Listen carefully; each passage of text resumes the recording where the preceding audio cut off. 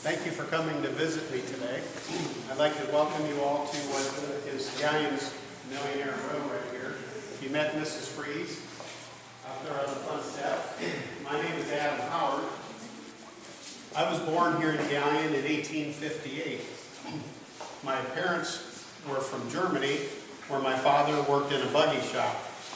They came to this country in the 1850s and opened a buggy shop right here in Galion, Ohio.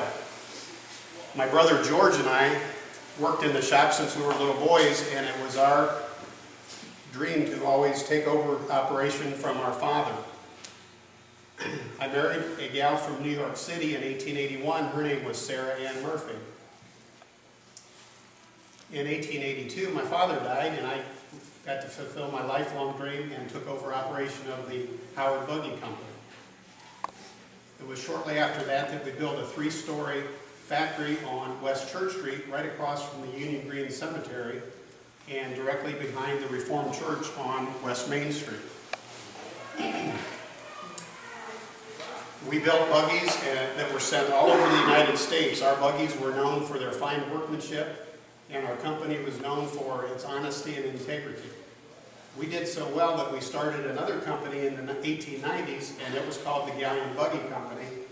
Those buggies were built and sold to wholesalers across the United States.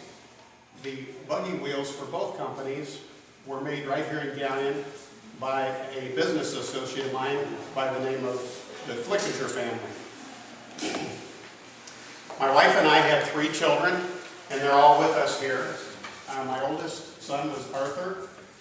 He married the daughter of Frank Flickinger, who was associated with the Flickinger Wheel Company. And they had our only grandson, whose name was Harry. My younger son was Paul, and he never married. Paul did serve in World War I as a second lieutenant, and after the war was over, he came back to help in the factory. And then there's my precious daughter, Ida. She married a local druggist named Fred Barr, and they had no children. Well, in the 1890s, partly as a reflection of the great wealth that I had accumulated, I decided to build a mansion for my family. So I hired an architect from Mansfield by the name of Vern Redding, and he designed a 5,000 square foot, 3-story home with 22 rooms. At the time it was built, it was the largest home in Galion. And in a little while, you're going to meet Tom Longstreth across the way. His son Homer laid the sandstone foundation and charged me 25 cents an hour.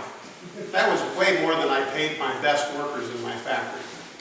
Well, the home cost over $75,000 to build, and at that time my workers made about $500 a year. We imported marble from Italy for all of the fireplaces. We had an Italian artist come and stay for about a year and a half and hand-painted all of the ceilings. The 3rd floor features a ballroom with a orchestra pit in the middle, and all of the light fixtures were gold-plated. The home was the scene of many high society balls in the early part of the 20th century. Right after the home was built, our business started to decline, and that was because of that newfangled invention, the automobile. By 1910, I decided that I better start looking to see if I could build automobiles, because we were down to building about 15 or 20 buggies a year. So I designed 4 different models: a 2-door coupe, a 4-door sedan, a 2-door runabout, and a 5-passenger touring car. We then went out and tried to raise enough capital to build a new factory building for this, and that factory building was on Railroad Street.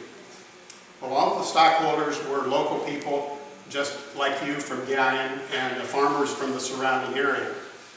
We built 3 prototypes, but we didn't get them built very fast, and by 1915, the stockholders filed a lawsuit against me. My company at that time, I was the president of the Adam Howard Motor Car Company. A local attorney, R.W. Johnson, was vice president. Bloomer Gill was my secretary, and A.W. Monroe was my treasurer. Well, I countersued the stockholders, and I had to shut the factory down during this time. Well, the battle in the courts took over 10 years, and I finally prevailed. I'd spent my entire fortune fighting this lawsuit, and during this 10 to 12 year period of time, the roof blew off and damaged part of the inside. The steam boiler exploded and ripped out one big section out of the wall. And in the end, I had won, but I had nothing left. I was left almost penniless. All I had left was my home on South Boston Street, and I'm proud to say that home is still standing today, and it's still known as the Howard House. Well, my wife died just a year before the lawsuit was over, and I spent the remaining years of my life as a recluse. I was very bitter towards the people of Galion. I couldn't imagine that they would file a lawsuit against me, and I just stayed home. My daughter Ida and her husband Fred and my son Paul lived with me, and they took care of me, and I died in 1944. Thanks for coming to visit me today. It's good to get out and stretch my legs a bit.